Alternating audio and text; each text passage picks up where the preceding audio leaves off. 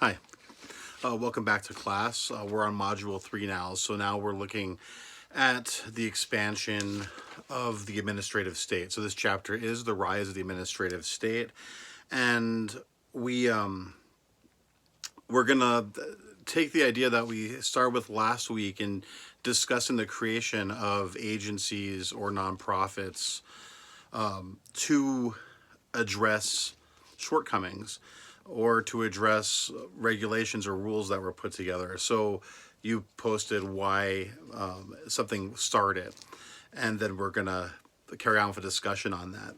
So the rise of the administrative state gets into looking at that, and this is one of those areas that is talked about as a negative.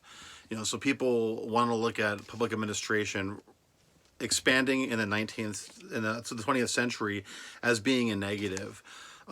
Really, it was responding to demands of the citizens of the country, also to regulations that needed to be imposed.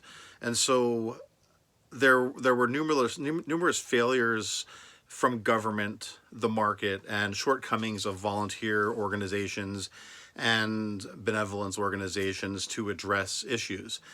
With that, of course, we had the rise of public administration or the rise of the administrative state. And again, this is speaking specifically of the immense growth and expansion of government during the 20th century. The first week of the class, we read James Q. Wilson, who is a conservative author that is often read in public administration, and a lot of you had different ideas of what he was writing about, and that's great. He's one of these people that deserves to be looked at and discussed what he is writing about. When I read him, I always think that he is pointing out the idea that public administration is dealing with sets of problems and problems that arise on an ongoing time, and the efforts to try to fix those. When we try to solve a problem, oftentimes new problems are created, and that's when we go back and reevaluate and address those problems. And so, of course, he discussed the problem of bureaucracy is bureaucracy, but the bureaucratic framework may be the way that he likes to see things done, but you have to address problems. You have to discuss them openly and be willing to learn from mistakes and from cases that arise. So James Wilson points out that regulatory activity is a source of administrative growth in the United States. People want healthy water, they want healthy food, they want healthy places to live, and in asking for this, regulations came about, and to enforce those regulations, we had regulatory organizations. This week, we are going to look at the creation of the Environmental Protection Agency. So you're going to see another bureaucracy forming, and I'm going to walk you through a timeline of how this happened. This is kind of a more recent organization that formed, and I think it's pretty fascinating, the forming of the EPA. It's also really fascinating that people like to put it down. In reality, they point out that we have clean water, we have clean air for the most part, and yeah, that's true. But really, that's because the EPA is working and it's doing its job.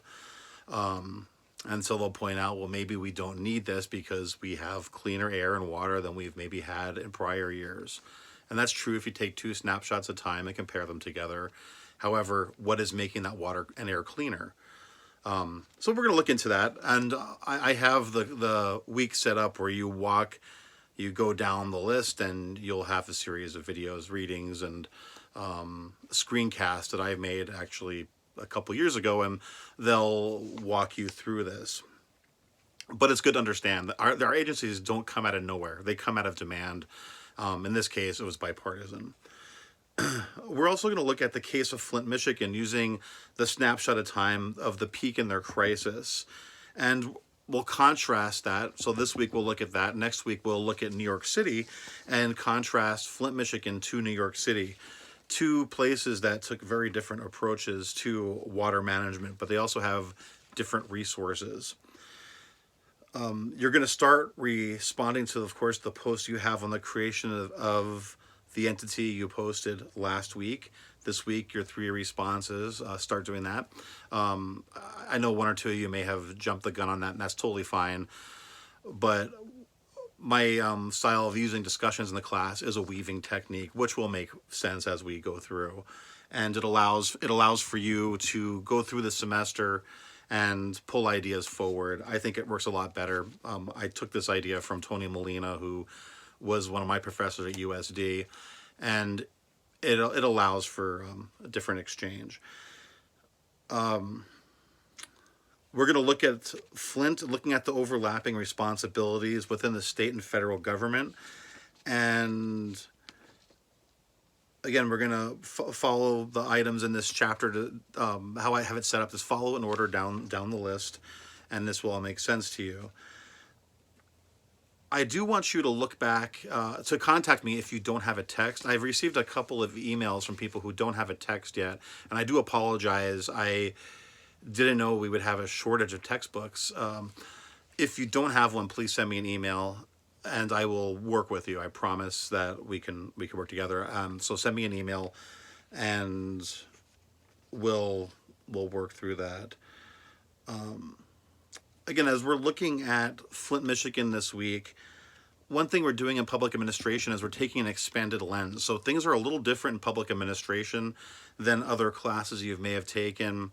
It's more like policy, where we're taking history, sociology, political science, social psychology, even engineering, and we're going to meld them together to get to decision making.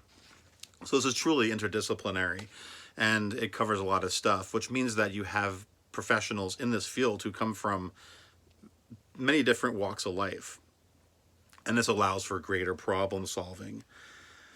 Public administration doesn't always find the answer, but it does try to suggest possible solutions to problems and then discuss the new problems that arise from trying to knock down those problems. So as you put a solution through, you'll have new problems arise.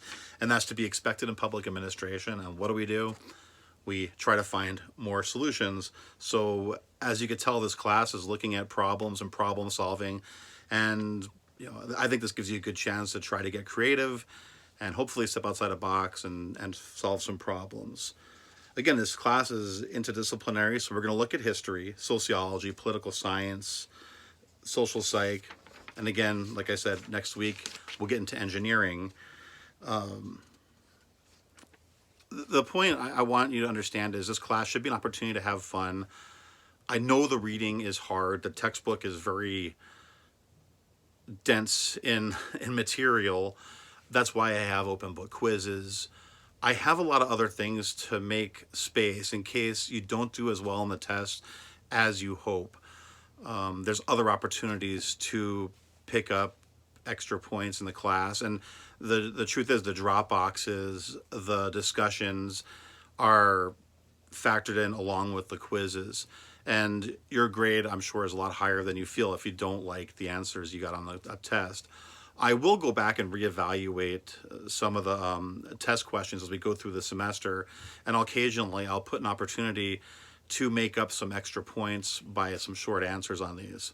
So again, I'm really happy we're in the class, and I'm happy with the work you've done so far. Make sure you get in touch with me if you don't have a text or you have any questions. Thank you so much.